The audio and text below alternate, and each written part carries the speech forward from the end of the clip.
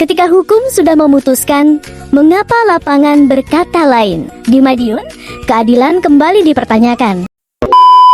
Karena secara regulasi tadi kan pengacara sudah sama Kapolda dan izinnya ke sana, makanya kita jalan ke sini. Mau menghambat Pak, bukan menghambat, jadi nggak dilihat. Macet kenapa Pak? Kita kan bisa ngadakan Di atas kertas, negara telah memberi kepastian hukum. Namun di lapangan, realitas justru berbicara sebaliknya. Ketika keputusan resmi diabaikan demi ketertiban semu, publik pantas bertanya, hukum ditegakkan atau hanya diamankan? Dengan baik, ya. Satunya kalau dengan memaksakan kehendak, ada tindakan anarkis, tindakan melawan hukum, kami juga akan bertindak tegas sesuai dengan apa yang telah dilakukan. Ya.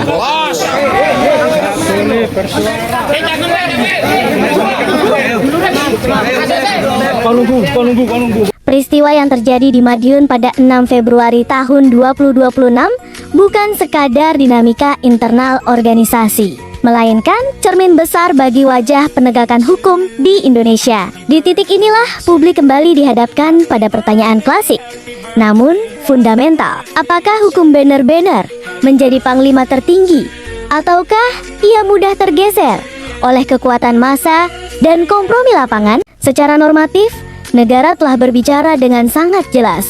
Surat Keputusan Menteri Hukum dan HAM tahun 2025 memberikan kepastian hukum atas kepengurusan PSHT di bawah kepemimpinan Dr. Muhammad Taufik MSc, ditambah dengan putusan-putusan peradilan termasuk Mahkamah Agung, seharusnya tidak lagi menyisakan ruang tafsir yang abu-abu. Dalam sistem negara hukum, keputusan tersebut bersifat final dan mengikat.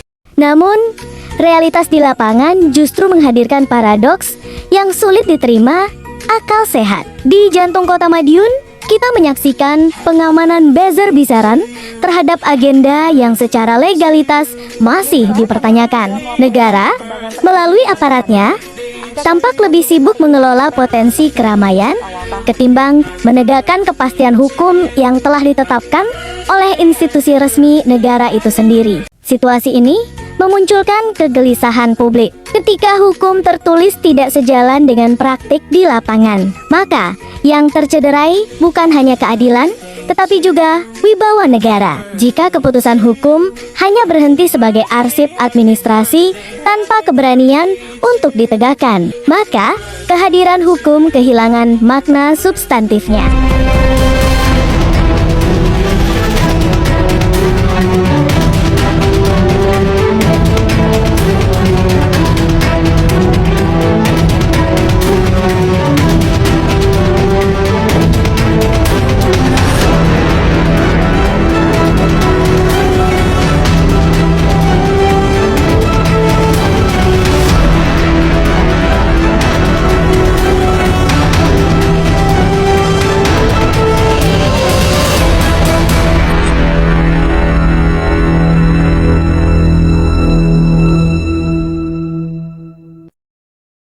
Situasi ini memunculkan kegelisahan publik.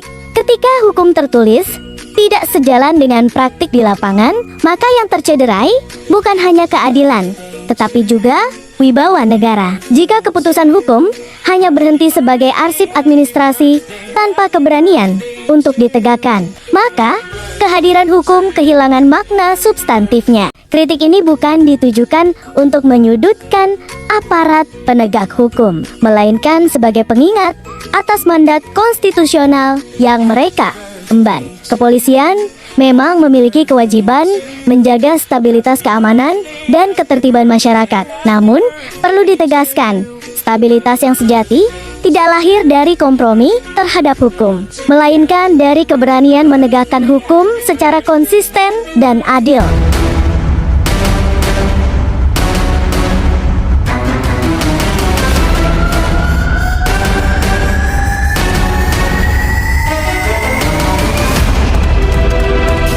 Jika hukum mulai dikalahkan oleh pertimbangan jumlah massa, potensi gesekan, atau kenyamanan sesaat, maka kita sedang membuka pintu berbahaya. Presiden ini dapat menjadi legitimasi baru bahwa kekuatan kolektif lebih menentukan daripada keputusan negara. Pada titik itu, demokrasi tidak lagi berpijak pada aturan, melainkan pada siapa yang paling kuat di lapangan. Lebih jauh, konflik dualisme seperti ini seharusnya diselesaikan dengan rujukan hukum yang tegas, bukan dibiarkan menggantung dalam ruang abu-abu. Ketidakjelasan sikap negara justru memperpanjang konflik horizontal dan mengikis rasa keadilan di antara warga organisasi itu sendiri. Padahal, organisasi kemasyarakatan adalah pilar penting dalam kehidupan berbangsa, bukan sumber perpecahan yang dibiarkan tanpa arah. PSHT bukan sekadar organisasi, melainkan warisan luhur nilai persaudaraan,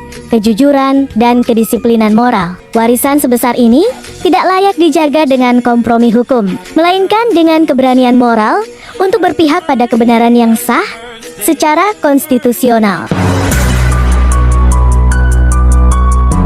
Sudah saatnya semua pihak kembali pada akal sehat dan hati yang jernih. Menjaga persaudaraan bukan berarti mengaburkan kebenaran hukum. Justru dengan kejujuran terhadap hukumlah persaudaraan itu dapat berdiri kokoh dan bermartabat. Pada akhirnya, pertanyaan ini kembali kita serahkan kepada nurani bersama. Apakah hukum masih berdiri tegak sebagai panglima?